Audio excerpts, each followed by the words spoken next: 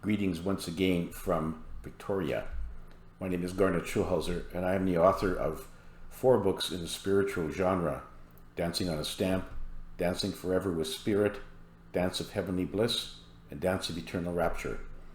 And I'm also happy to announce that my 5th book, Dancing with Angels in Heaven, is in the process of being published and will be released sometime in the near future. And for those of you who are anxious to get a copy of the book when it comes off the press, my publisher, Ozark Mountain Publishing, is offering a preprint sale for my 5th book, and you can order it by going to my publisher's website, which is ozarkmt.com. So that's ozarkmt.com. And if you go to their website, click on the author tab, click on my name, and you'll be able to find a place where you can put in your order for my 5th book, Dancing with Angels in Heaven. In any event, all of my books deal with my dialogue and astral travels with my spirit guide, Albert. I am also a level 2 quantum healing hypnosis technique practitioner, or QHHT, and I also have a website dedicated to that practice, which is Garnet Schulhauser, QHHT.com. And for more information about my books, you can go to my book website, which is garnetschulhauser.com. And as usual with my videos, before we get into the serious topic of today, I'd like to relay a funny story that I came across recently. It seems that one night a man and a woman were in a bar knocking back a few beers.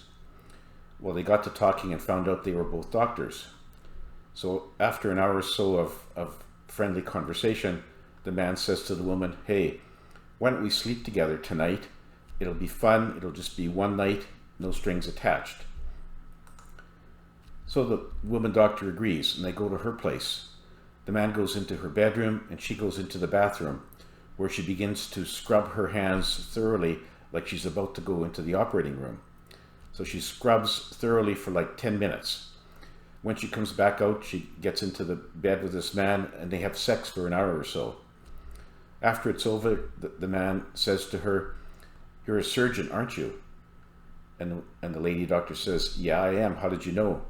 The man says, "Well, I could tell by how you scrubbed your hands before we started." And the woman says, "Well, yeah, that makes sense." Then she says to him, "You're an anesthesiologist, aren't you?"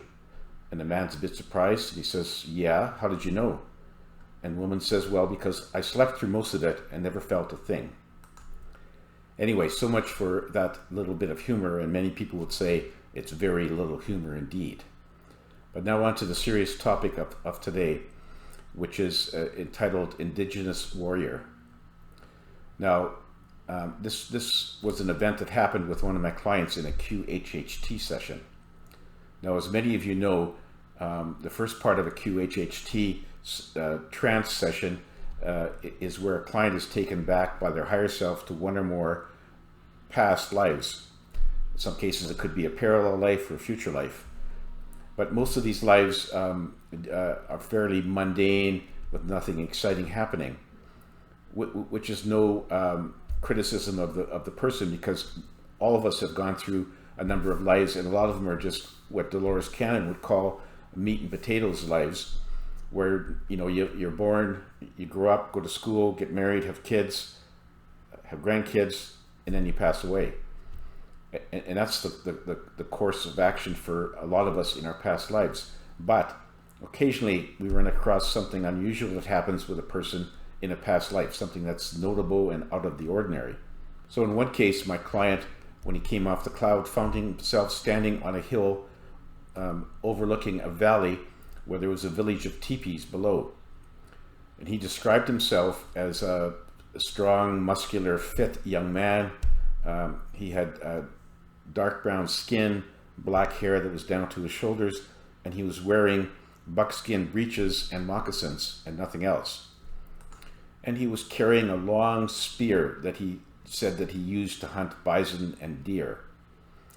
Well, when he was moved ahead to an important day in that life, he found himself standing in his village, and he was watching a cavalry troop, all decked out in navy blue uniforms, approaching the village. And he said that the cavalry had come to move his whole tribe, his whole village, to a reservation somewhere. They didn't know where it was, and they did not want to move. So all the men of the village stood in a line facing this cavalry troop, while their women and children huddled in the teepees. And then, without warning, the cavalry troops started opening fire on these men standing in the line. Well, the men fought back with spears and bows and arrows, but soon they were overwhelmed, and most of them were killed. My client was knocked cold by the butt of a rifle, and when he came to, he found himself in a stockade with a few other men who had survived the massacre. He had no idea where his wife and children were, but he was very determined to find them, and so he devised a scheme to break out of the stockade. And he managed to trick the guard one night and escaped from the stockade. But before he could get out of the fort, the other soldiers discovered him, and soon a big fight began. And he defended himself very bravely with a knife that he had taken from the first guard. And he killed several of them, but then they overwhelmed him, and finally he was shot in the chest by a rifle at point-blank range. He said that he left his body before the bullet struck his chest, so he was watching as a detached observer, and he said he felt no pain as he watched the blood ooze from the big gaping hole in his chest. When we ended that life, I asked him a question that I ask all of my clients after they finish their past life review. And the question is, what did you learn from that life? Usually I get a very philosophical answer, such as, I learned that I should have been better at loving the people around me or accepting their love, or I should have learned that it's okay to be alone, or I should have learned that it's always better to be around loving people. Various kinds of philosophical answers like this usually come out.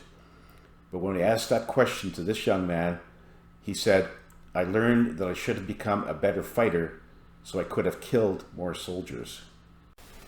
And this was all coming from a very gentle young man who told me after the fact that he now knew why he was always apprehensive whenever he encountered soldiers in uniform in his current life. Anyway, that's all for now, folks. Enjoy your journey, and remember to keep on dancing.